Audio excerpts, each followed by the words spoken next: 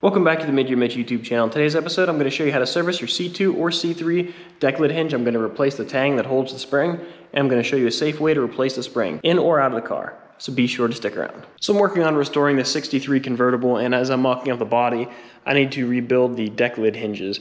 So these deck lid hinges are very similar, I believe 63 to 75.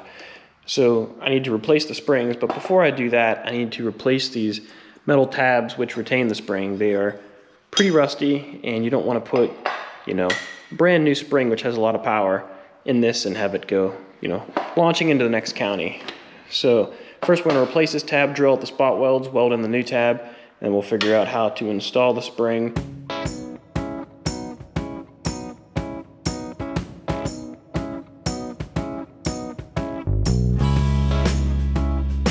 So I removed both of the spring retainers, and I was off with a couple of my spot welds here where I was drilling, but the air hammer really didn't care, knocked them right off. So now I'm going to go ahead and clean all the rust off of these, get a coat of self-etching weld through primer on here, and I'll drill some holes in the new ones so that way I can weld it in a similar pattern, get these burned in.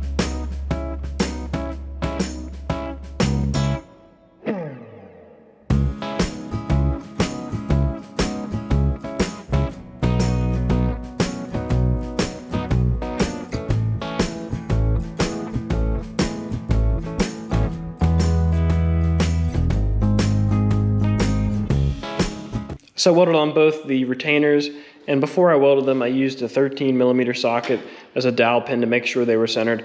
I know it's metric, but this is the only time I'll use a metric socket on an old car.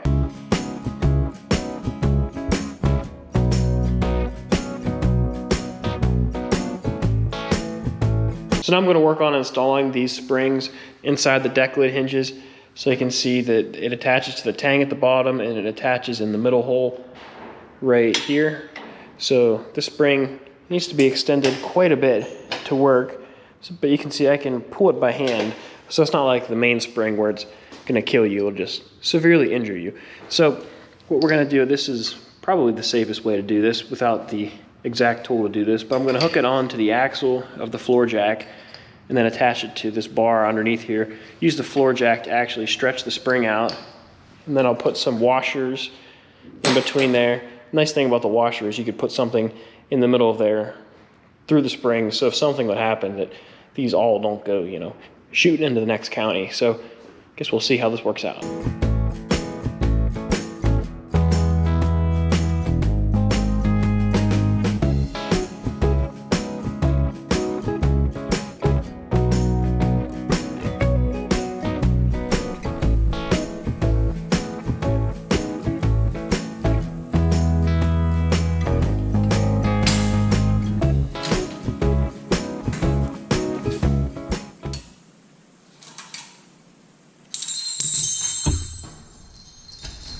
Success. So I installed both springs on the deck lid hinges, and it turned out really good. So you can see the washers are scattered everywhere. That's kind of satisfying to release them all, but whenever you have the washers in here under pressure with the spring, they really don't go anywhere.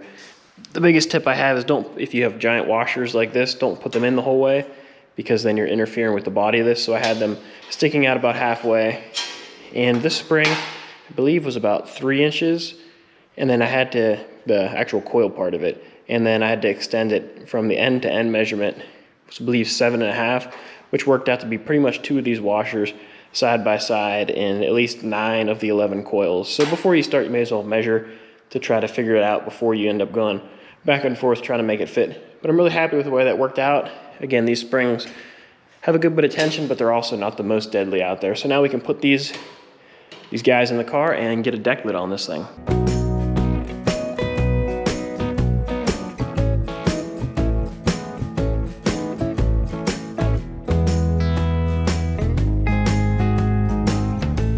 So I was able to install both deck lid hinges, the cross member that connects them, and the deck lid. I also had to mock up the rear deck on here just to see what it looked like.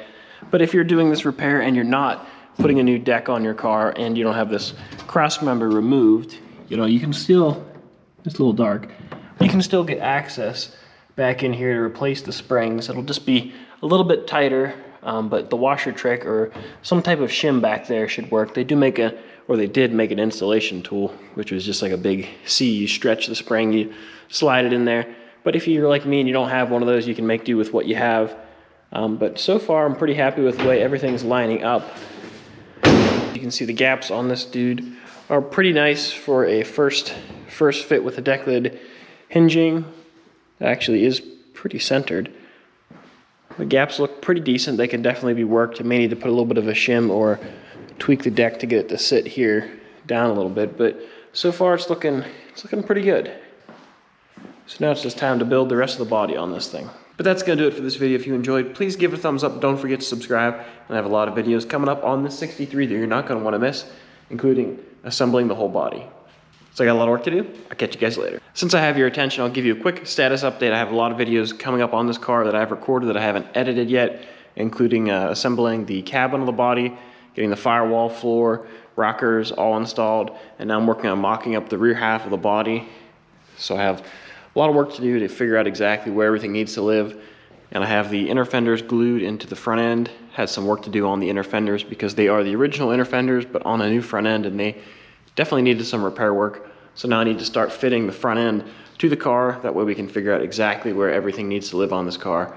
So there'll be several videos about installing the rear deck, the quarter panels, fixing the quarter panels if we decide to use these ones, installing the taillight panel, the rear valance, the whole front end, getting the hood to fit. So there's quite a few videos that will be stretched out in this series, but this thing's gonna really start to look like a car. Hopefully after this weekend, it'll start to look like a firewall back that's all glued together and maybe have the front end fitting. So this thing will come along pretty quick.